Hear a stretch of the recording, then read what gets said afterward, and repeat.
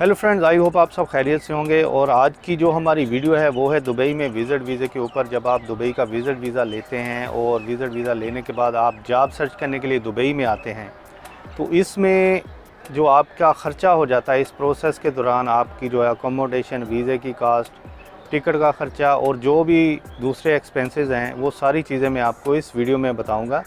तो इससे ये आइडिया आपको मिल जाएगा कि आने तक जो है आपके पास इतने पैसे होना चाहिए। अगर आपके पास 1 मंथ का वीज़ा है उसका कितना ख़र्चा हो सकता है, और अगर आप जो है 3 मंथ का वीज़ा लेकर आते हैं उसमें आपका जो है कितना ख़र्चा हो सकता है।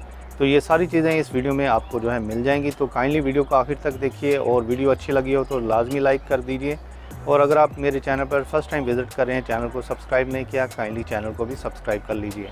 तो चलिए इस वीडियो को शुरू करते हैं और आपको जो है विज़िट वीज़े की डिटेल बताते हैं। अगर आप जो है विज़िट वीज़ा लेकर दुबई में जॉब सर्च करने के लिए आते हैं तो आपके पास मिनिमम कितना ख़र्चा होना चाहिए।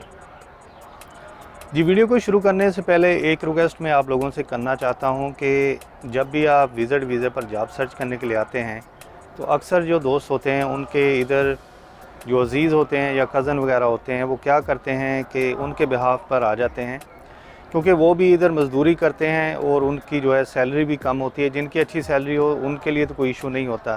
सपोज़ करें अगर कोई ऐसा आदमी है जिसके पास जो है रेजिडेंस वीज़ा है और वो मंथ में जो है 1000 से लेकर मैक्सिमम 15 तक जो है दिरहम कमाता है, तो जब कोई विज़िट वीज़े पर आता है अपने पास जो है कोई भी ख़र्चा नहीं लेकर आता है तो उस आदमी पर बर्डन बन जाता है। तो आदमी तो आपको कुछ नहीं कह सकता, तो आप लोगों ने जो है इस चीज़ का ख्याल रखना है। एटलीस्ट वो आप लोगों का इतना तो कर सकता है कि आपके जो है खाने का ख़र्चा दे सकता है, या मैक्सिमम आपका जो है रूम का ख़र्चा दे सकता है। इससे ज़्यादा और अफोर्ड करने में बहुत ज़्यादा मुश्किल होती है। तो जो भी दोस्त दुबई में विज़िट वीज़े पर आए, इस चीज़ का ख़ास तौर पर आप लोगों ने ख्याल रखना है, क्योंकि वो आदमी तो आपसे कुछ नहीं बोलेगा, उस आदमी पर बहुत ज़्यादा बर्डन होता है। क्योंकि मैंने ऐसे बहुत से दोस्त देखे हैं जो कि दूसरों को तो बताते हैं लेकिन उस आदमी को नहीं बता सकते, जिसकी वजह से उन्हें परेशानी का सामना करना पड़ता है। तो अभी मैं आपको बताता हूँ कि जब आप दुबई में आते हैं सबसे पहले तो आपको एक वीज़ा चाहिए होता है। वीज़ा लेने से पहले एक चीज़ का ख्याल रखें, 1 मंथ का वीज़ा होता है और दूसरा जो है 3 मंथ का वीज़ा होता है। कभी भी 1 मंथ का वीज़ा न लें अगर आप जो ख़ास तौर पर दुबई में जॉब के लिए आना चाहते हैं। अगर विज़िट पर वैसे आना चाहते हैं तो आप जो है 1 मंथ का वीज़ा ले सकते हैं, क्योंकि 1 मंथ में आपको जो है बहुत ज़्यादा कम चांस होता है जॉब मिलने का। तो हमेशा 3 मंथ का आपने वीज़ा लेना है। अब अगर आप जो है 1 मंथ का वीज़ा लेते हैं, इसकी जो मिनिमम कास्ट होती है वो 500 दिरहम के आसपास होती है, इससे थोड़ी सी ऊपर कम हो सकती है। और अगर आप जो है 3 मंथ का वीज़ा लेते हैं, इसकी जो है प्राइस वो 1050 से लेकर 1100 दिरहम के आसपास हो सकती है। तो आप अपने हिसाब से जो है अपनी कंट्री की करेंसी के हिसाब से इसको जो है आप कन्वर्ट कर सकते हैं। तो ये तो वीज़े की कास्ट होगी, जिसमें 1 मंथ के जो है 500 दिरहम और जो है 3 मंथ का 1100 दिरहम के आसपास आपका ख़र्चा होगा। अभी बात कर लेते हैं अकोमोडेशन की। जब आप दुबई में एंटर हो जाते हैं तो आपकी जो अकोमोडेशन है उसका ख़र्चा जो मिनिमम जो है 500 से लेकर 600 दिरहम तक होगा, डिपेंड ऑन कि आप जिस रूम में जाते हैं उसमें कितने आदमी रहते हैं, तो फिर उस हिसाब से जो है इसको डिवाइड किया जाता है। और अगर किसी दोस्त का जो है दुबई में कोई भी दोस्त नहीं है, उनको परेशानी होती है कि दुबई में आने के बाद जो है हम जो अकोमोडेशन कैसे सर्च करें, तो उसका भी मैं सिंपल आपको एक तरीका बता देता हूँ। आप मोस्टली जो है हर आदमी अभी फ़ेसबुक यूज़ करता है, आप फेसबुक पर सर्च करेंगे बेड स्पेस इन दुबई, तो आपको जो है बहुत से पेज मिल जाएंगे, बहुत से ऐसे ग्रुप मिल जाएंगे। तो आप आने से पहले जो है उनसे कांटेक्ट कर सकते हैं, उनसे पता कर सकते हैं मैं आना चाहता हूँ, इस डेट को आ रहा हूँ, तो क्या आपके रूम में जो है कोई जगह अवेलेबल है कि नहीं। तो इस हिसाब से जो है आप पहले ही उसको मैनेज कर सकते हैं, आपको जो है किसी आदमी की हेल्प लेने की भी ज़रूरत नहीं है। इसी तरीके से आप जो है अपनी टिकट भी करवा सकते हैं, किसी से जो है पूछने की ज़रूरत नहीं है। ज़ाहिर सी बात है अगर आपने अकेले आना है, आपका इधर कोई जानने वाला नहीं है, तो फिर आपने जो है अपने बलबूते पर ही जॉब को सर्च करना है, तो आपको जो है सारी चीज़ें खुद ही करना पड़ेंगी। तो अकोमोडेशन में जो है आपने जो है मैक्सिमम जो है 500 से जो है 600 दिरहम को रखना है। ये बहुत ज़्यादा हाई नहीं मैं बता रहा हूँ। अगर आप जो है और अच्छी अकोमोडेशन में जाना चाहते हैं तो आपका जो है 800 से लेकर 1000 दिरहम तक भी जा सकता है। तो आपने जो है कोशिश करनी है कि जब तक जॉब नहीं मिलती ज़्यादा ख़र्चा नहीं करना, अपने आप को जो है सेव करना है ज़्यादा एक्सपेंसेस करने से। और इसके बाद बात कर लेते हैं, जब अकोमोडेशन के बाद ज़ाहिर सी बात आपने जॉब सर्च करनी है, इसमें आपको जो है मोबाइल भी यूज़ करना पड़ता है, आपको ट्रैवल भी करना पड़ता है। ट्रैवल आप ज़ाहिर सी बात है इधर टैक्सी अफोर्ड नहीं कर सकते, स्पेशली जो जॉबलेस हैं, जिनके पास जॉब नहीं है। मिनिमम जो है इधर 12 दिरहम आपको जो है पे करना पड़ते हैं अगर आप सिर्फ बैठकर उतर जाएं तो आपको जो है 12 दिरहम जो है पे करना पड़ेंगे।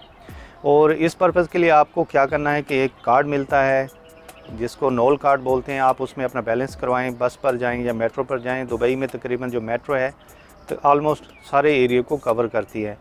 तो ट्रैवल का आप जो है मैक्सिमम जो है 1 मंथ का जो है 100 दिरहम रख लें, वो भी अगर आप जो है ट्रेन या बस का ट्रैवल करते हैं तब।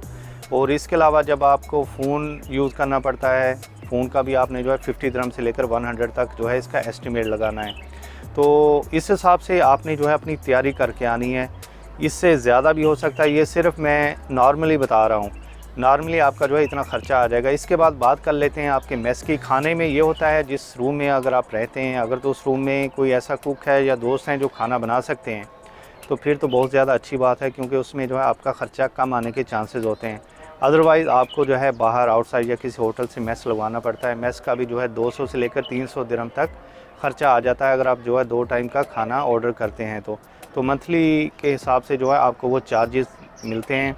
तो अगर आप आउटसाइड से डेली खाएंगे तो आपका जो है मिनिमम 20 से 25 दिरहम जो है ख़र्चा आ जाएगा 2 टाइम का अगर आप खाना खाएंगे। तो इस हिसाब से जो है आपकी अमाउंट 600 दिरहम से भी ऊपर चली जाएगी। तो मैं आपको रेकमेंड यही करता हूँ, पहली तो बात है अगर रूम में कोई आदमी है जो खाना बनाते हैं तो आप जो है उनके साथ एडजस्ट करें, अदरवाइज़ जो है आप अपना सेपरेट मेस लगा लें।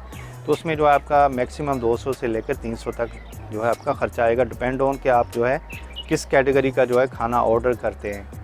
तो अभी आप जो है इस टोटल हिसाब लगा सकते हैं कि आपका जो है इसमें कितना ख़र्चा आ सकता है मंथ में। सपोज करें अगर 1 मंथ का वीज़ा लेते हैं 500 दिरहम जो है आपका वीज़े का हो गया।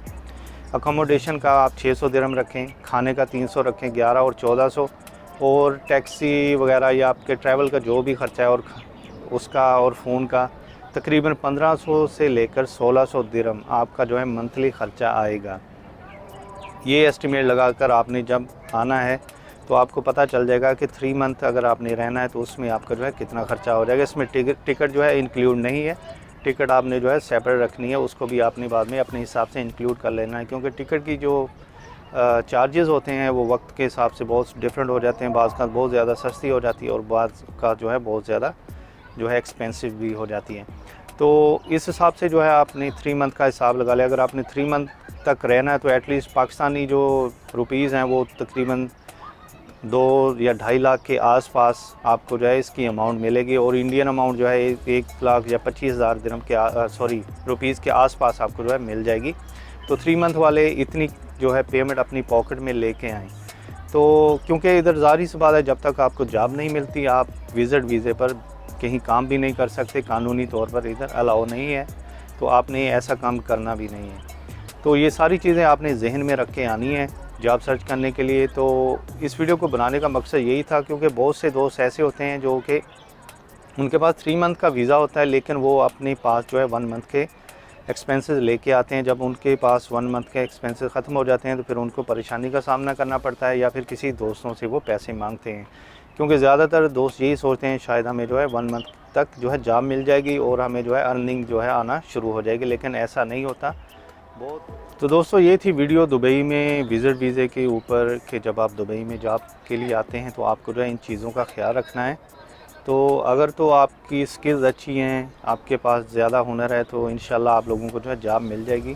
तो जॉब पर आने से पहले, दुबई में आने से पहले भी जो आपने अपनी तैयारी पूरी करनी है, आने से पहले भी आपने जो है ऑनलाइन जॉब सर्च करनी शुरू कर देनी है, ताकि आपका जो है एक्सपीरियंस स्टार्ट हो जाए कि कैसे जॉब को सर्च करते हैं। अपनी जो CV प्रोफेशनल तरीके से बना कर लानी है, तो उस हिसाब से जो है आपने अपनी तैयारी करनी है। तो इंशाल्लाह आप लोगों को जॉब मिल जाएगी। अभी जो है आहिस्ता आहिस्ता जो है हालात बहुत ज़्यादा अच्छे हो रहे हैं, स्पेशली इन UAE में भी। जैसे कि आपको पता है अभी इधर वैक्सीन ऑलरेडी चालू हो चुकी है। तो और इसके अलावा मैं आप लोगों को और ज़रूरी बात बताना चाहता हूँ, अभी जो है पाकिस्तानियों के लिए ख़ास तौर पर जो है विज़िट वीज़ा और जो है रेजिडेंस वीज़ा ओपन नहीं हुए। जैसे ओपन हो गए मैं आप लोगों को जो है अपडेट कर दूंगा, क्योंकि अक्सर दोस्त इस टॉपिक पर भी बहुत ज़्यादा मैसेज करते हैं। तो मैं नेक्स्ट वीडियो में इंशाल्लाह आपको बताऊंगा कि अगर आपने जो है किसी जॉब के लिए अप्लाई करना है दुबई में, उसका क्या तरीक़ाकार है। जब आप दुबई में आ जाते हैं उसमें जो है आप किस सोर्सेज़ के ज़रिए जो अपनी जॉब सर्च कर सकते हैं, CV आपकी कैसी होनी चाहिए, तो इस टॉपिक पर भी मैं वीडियो बनाऊंगा। तो आई होप आप लोगों को इस वीडियो में काफ़ी इन्फॉर्मेशन मिल गई होगी, और कोई चीज़ मिस हो जाए तो काइंडली आप हमें कमेंट में या इंस्टाग्राम या फेसबुक पर भी मैसेज कर सकते हैं। तो इस वीडियो को देखने के लिए शुक्रिया। वीडियो अच्छी लगी हो तो लाजमी लाइक और शेयर ज़रूर कर दीजिए, और अगर चैनल को भी अभी तक सब्सक्राइब नहीं किया, चैनल को भी सब्सक्राइब कर दें।